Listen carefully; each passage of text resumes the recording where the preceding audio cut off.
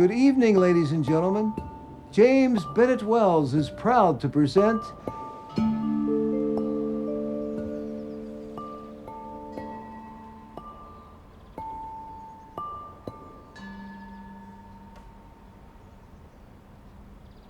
This is my first chair. I've sat in many chairs, but this is my first chair that is my own chair. Since I have had my new freedom after being in prison for 30 years.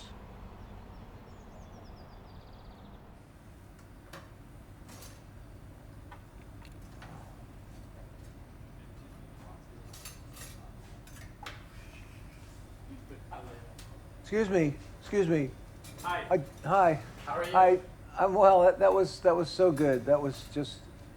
I've thanked you so many times for and told you how good you're. Oh my God! But let me do this today. This is a special day. Okay, let me do this for you. You can do whatever you want. Take your time. Okay? Thank you. Sonnet 29 by William Shakespeare. Performed by James Bennett Wells.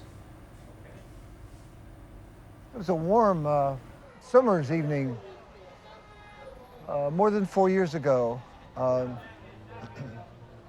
And the car I was in just stopped here, and because we had this address was our destination. We walked across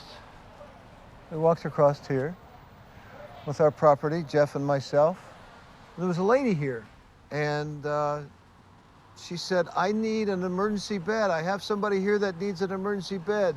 You have to have special clothes to parole in, and they're called the dress outs. So I had these beautiful clothes from Nordstrom's, this Tommy Bahama jacket, and these lovely black trousers, and this beautiful Nordstrom shirt.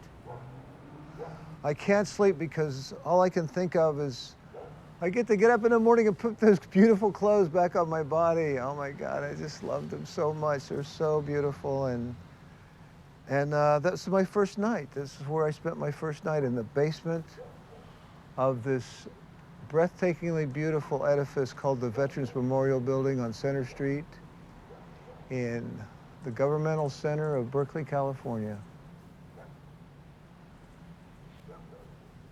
All those years in prison, especially after the first 15 years, for me at least, and I don't know if it's like this for others, but right around year 11 is when it really starts to get old. Because by the 11th year in prison, then you pretty much know all the ropes. You know how to get a job. You know how to do the things. You know what the routine is. You know how to get visits. You pretty much learned everything you need to learn in prison in 11 years. And so then I started thinking, well, I'm probably going to be relatively old. I'm going to be in my late 60s probably, or at least my mid 60s when I get out of here. And I've always wondered, if I do find somebody, a companion who's age appropriate, will I find this person attractive? Cindy, are you attached to anyone? And she just said immediately, she didn't even answer me. She said, can I have your phone number? And I said, oh yeah, you certainly can. I couldn't believe it. We know that miracles probably do happen. And I just said, the day you walked into that room in Berkeley, it was a miracle in my life. And I want to spend the rest of my life with you. When in disgrace, with fortune and men's eyes, I all alone beweep my outcast state, and trouble deaf heaven with my bootless cries, and look upon myself and curse my fate, wishing me like to one more rich in hope, featured like him, like him with friends possessed, desiring this man's art and that man's scope, with what I most enjoy contented least. I couldn't understand what she said. And I said, what did you say? She said, I don't want to say it again. I said, please tell me what you said. Please tell me. I want to know what you said. And she said, no, I can't say it. I said, Cindy, please tell me what you said. She said, I love you. I love you. All right, I love you. I love you. And I said, oh my God. I said, I love you too. I love you. I didn't want to say it because I didn't want to scare you. I said, we've only known each other a few days. I said, I love you so much. I can't believe how much I love you. And she said, I love you too. You're so wonderful. And so that's how I met her.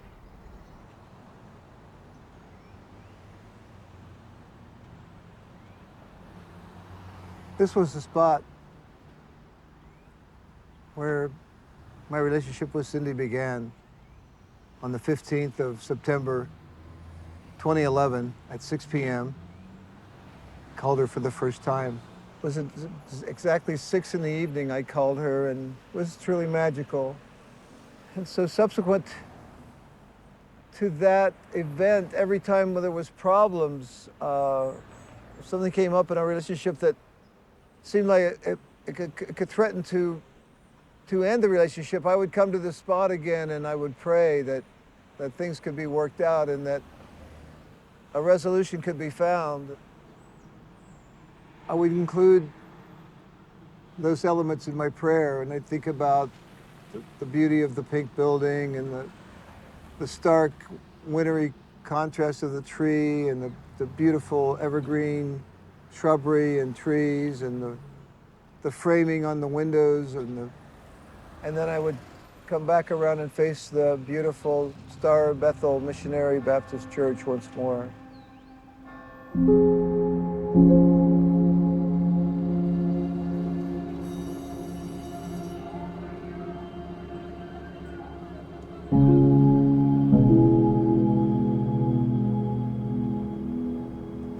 I adjusted really well to prison, and it was commented by the counselors that I did. In certain ways, I think I was raised to be incarcerated. Because every day I was told that I was worthless. Every day I was told I would never amount to anything. And I think children that happens to, especially when it begins very young in life, that they are eventually going to either kill themselves or be incarcerated. Because those are not good things to hear as a child at all. But my mother, she had to have a child. That's all there was to it. She had to give birth. And by golly, she was a determined, persistent woman. She was gracious, but she just had to have a baby. And this guy was just drinking a fifth of whiskey every day and staying in bed. He wasn't functioning as very much of a human being. Because, he was right. He was right. I'll never amount to anything. I'm no good. I can't do anything right. I'm slow. That's how I was raised. I mean, to find out that he wasn't my father, he was actually my stepfather, and all these other circumstances had gone on, I mean, that was huge. That was absolutely titanic. I realized that, how wrong he had been, or why he did those things. Once I found out that this person who was supposed to be my father, once I found out that he was insane, then I realized that I wasn't such a bad person after all.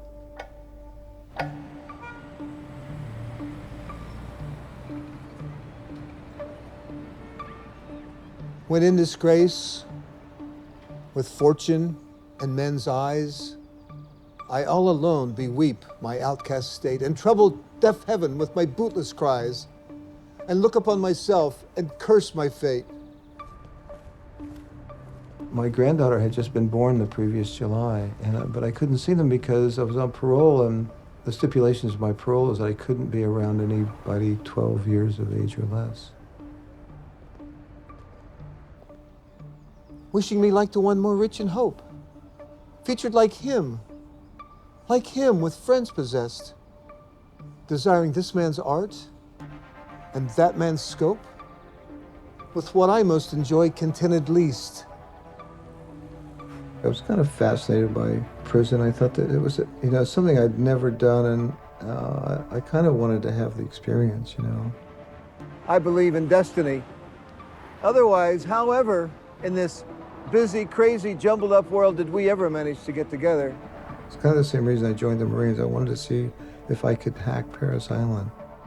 Yet, in these thoughts, myself almost despising, haply, I think on thee, and then my state, like to the lark at break of day arising from sullen earth, sings hymns at heaven's gate. Then kapow! Everything changed in a moment. The stars aligned, and fate brought us together. For thy sweet love remembered, such wealth brings, that then I scorn to change my state with kings. When I think of San Quentin, I think of it as an old friend, a friend that was benevolent, that was instructive, nurturing, developing, and rehabilitating. I don't look at it as a punishment. I look at it as one of the best things that happened to me, because it's given me so much. I have a life today that I wouldn't have if it hadn't been for being incarcerated there. Just maybe this many bad things really happened during 30 years, and just I don't even have arms long enough to illustrate how many good things happened to me there.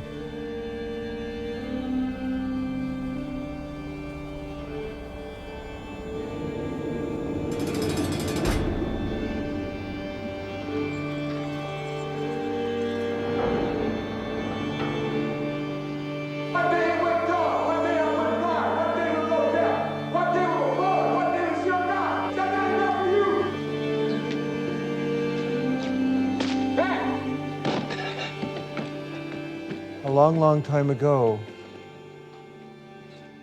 in a universe far, far away, I was the character Lucky in Samuel Beckett's Waiting for Godot.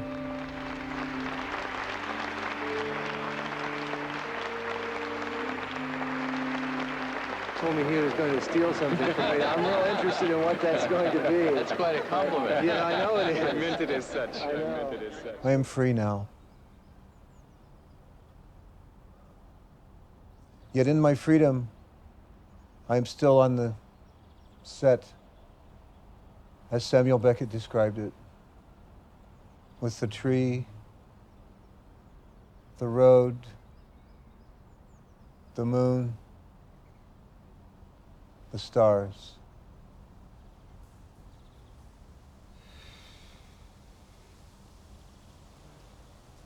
One afternoon, I was taking care of my daughter. She was 9 months old.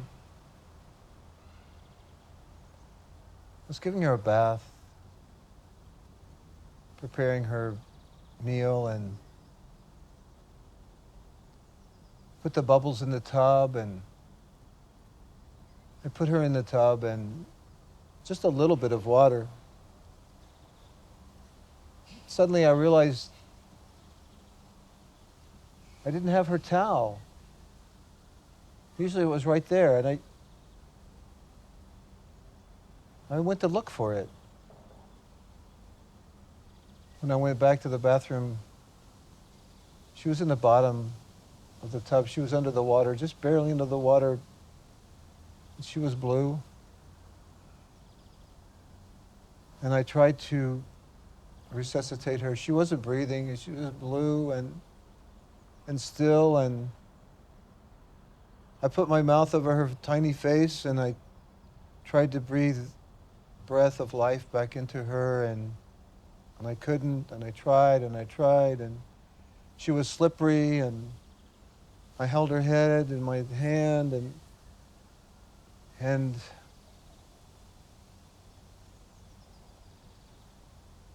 I was so tired.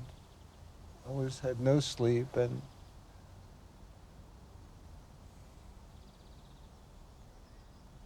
I put her back in the water and just gave up, and I called the police and I told them I had just killed my daughter.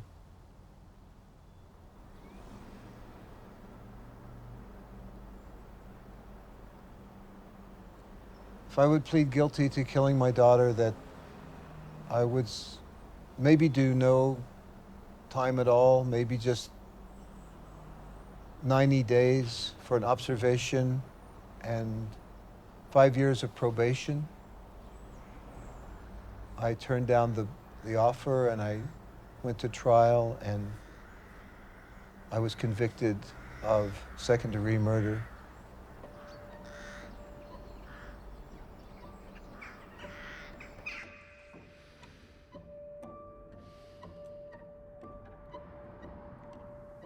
When my daughter drowned, I mean, that was, I wanted to die really, but I couldn't kill myself. I just couldn't do it. Went to trial and told my story, and we definitely can't find him guilty of first-degree murder, but maybe second degree.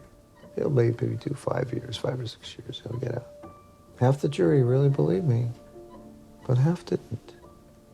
5, 6 years turns into 30.